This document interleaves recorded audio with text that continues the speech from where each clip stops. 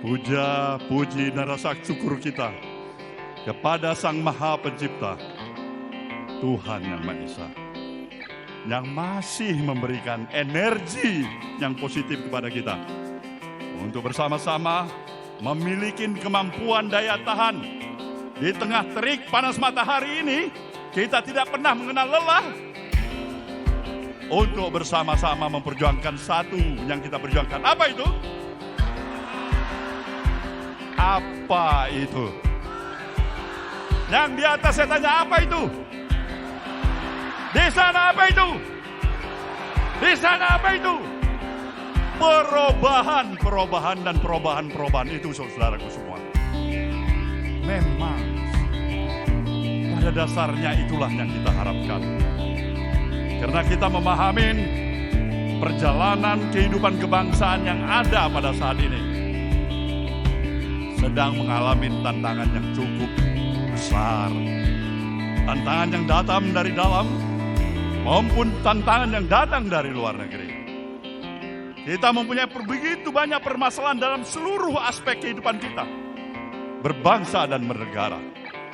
Maka untuk itulah, tanpa terasa hari ini adalah 496 hari mengenang kembali hari pertama Partai Nasdem mendeklarasikan calon pemimpin bangsa ini yang bernama Anies Rashid Baswedan.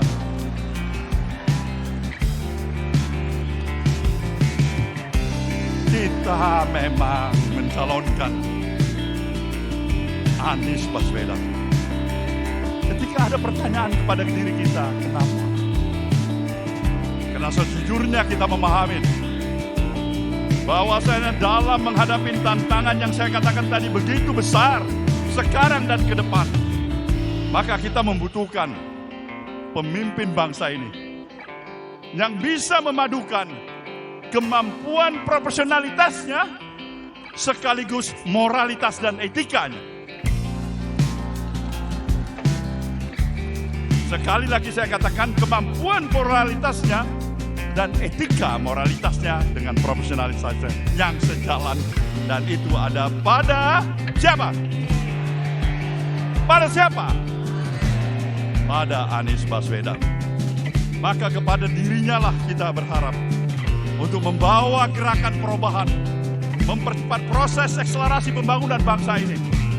Karena bangsa ini memang sedang jauh sudah tertinggal dibandingkan dengan kemajuan bangsa-bangsa lain. Kita memiliki karunia Allah SWT. Posisi geografis kita yang luar biasa, demografis kita, sumber daya kekayaan alam kita. Maka pertanyaannya, kenapa tingkat kemajuan kita untuk mengantarkan rasa keadilan dan kesejahteraan masyarakat baru masih pada masukin tingkat seperti apa yang kita miliki hari ini? Jawabannya adalah sederhana. Karena kita masih memerlukan lagi pemimpin yang lebih baik untuk memimpin negeri ini, saudaraku semuanya. Pemimpin yang lebih hebat lagi untuk membangun negeri ini semuanya. Inilah kenapa kita meletakkan pilihan kita kepada Anies Baswedan. Maka di dalam hal ini, saudaraku semuanya, kita tentu bisa bersama-sama memahami dalam ukuran kurang dari 100 jam kita akan menghadapi suatu momentum yang amat strategis yang bernama pemilu. Pemilu adalah merupakan hak konstitusional, hak-hak politik dari seluruh warga negara. Kita berkewajiban untuk melaksanakan itu, mempergunakan hak-hak politik kita. Karena pada dasarnya pemilu dilakukan setiap 5 tahun sekali adalah merupakan sebuah momentum untuk memberikan kesempatan kepada setiap warga negara. Untuk apa?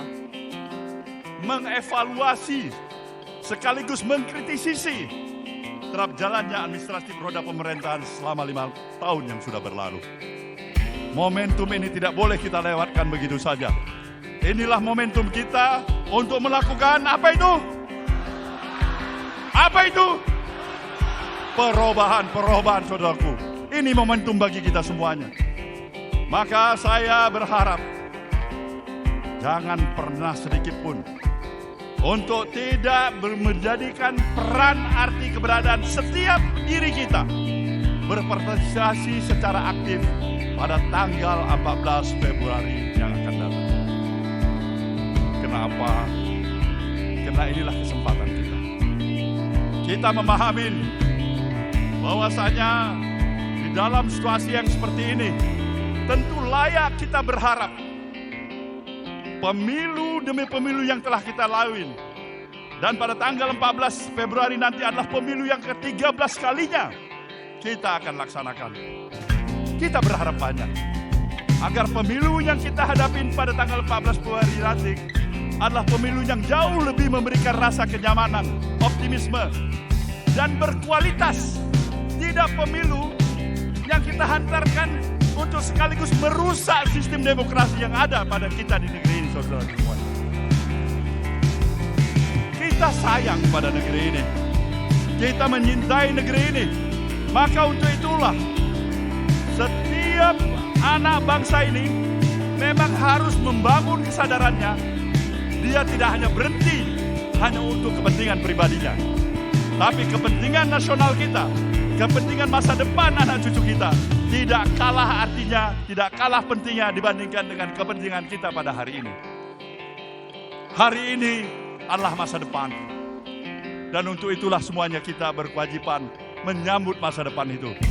Dan menyambut masa depan itu, satu-satunya upaya yang harus bisa kita lakukan saat ini, segera lakukan perubahan yang berarti untuk membangun negeri ini, saudaraku semua. Saya ucapkan selamat pada saudara semuanya yang telah menunjukkan arti keberadaan saudara, yang ikut berpartisipasi pada pertemuan akbar kita pada hari ini. Itu artinya kita masih mempunyai harapan. Harapan untuk membangun masa depan bagi anak cucu kita ke depan. Harapan ini adalah harapan yang perlu kita jaga marwahnya, rohnya.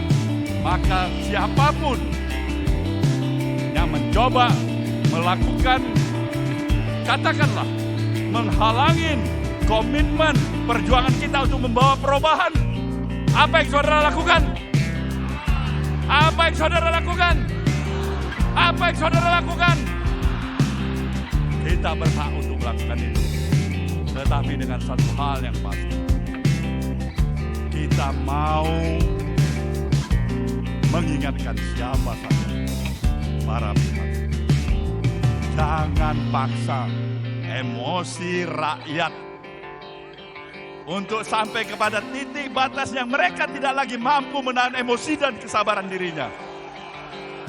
Jangan paksa itu, karena kodratnya kita adalah manusia biasa. Semut pun ketika diinjak terus menerus dia akan melawan. Dia akan melawan. Maka kita perlu mengingatkan itu untuk apa? Agar persatuan kebangsaan kita ini yang telah kita miliki untuk melanjutkan pembangunan bangsa ini tetap terjaga. Kita cinta persatuan. Pemilu adalah amanat konstitusi. Tapi tidak ada artinya pemilu kalau mengakibatkan perpecahan bagi kita sebangsa dan setanah air. Inilah kewajiban kita untuk saling menjaga diri. Kita bersikap proaktif, kita percaya diri, insya Allah apa yang kita perjuangkan akan mendapatkan ridho dari Allah Subhanahu wa Ta'ala. Maka pepatahnya menyatakan, pulau Pandan jauh di tengah. Di balik pulau si angsa dua. Perjuangan dan budi baik yang kita lakukan pastilah akan dikenang jua. Selamat berjuang saudaraku semuanya. Insya Allah kita berjalan di jalan Siratul Mustaqim yang akan pasti mendapatkan ridho dari Allah Subhanahu wa Ta'ala. Terima kasih. Wabillahi taufiq wal hidayah. Wassalamualaikum warahmatullahi wabarakatuh. Jelajah. Ketua Umum Partai Nasdem Surya Paloh hadir dan memberikan pidato politik dalam kampanye akbar pasangan Anies Baswedan Muhaimin Iskandar di Jakarta International Stadium, JIS, Jakarta Utara, Sabtu, 10 Februari 2024. Dalam pidatonya, Surya Paloh mengajak massa yang hadir untuk segera melakukan perubahan. Paloh mengatakan, saat ini Indonesia menghadapi tantangan dari dalam dan luar negeri.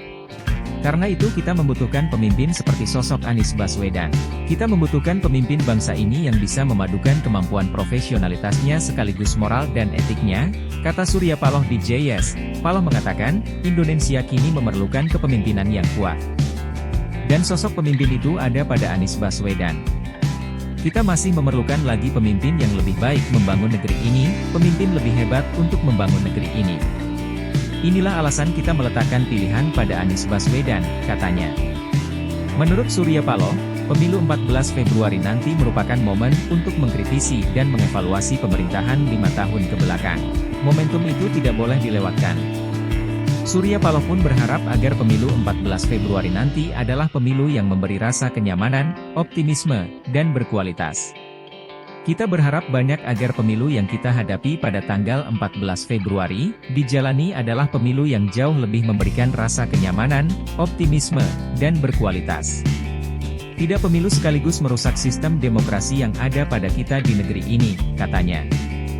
Surya mengajak puluhan ribu pendukung Anies Muhaimin untuk bersama-sama mengawal perubahan, dan mendukung Anies Muhaimin sebagai sosok yang memimoin perubahan.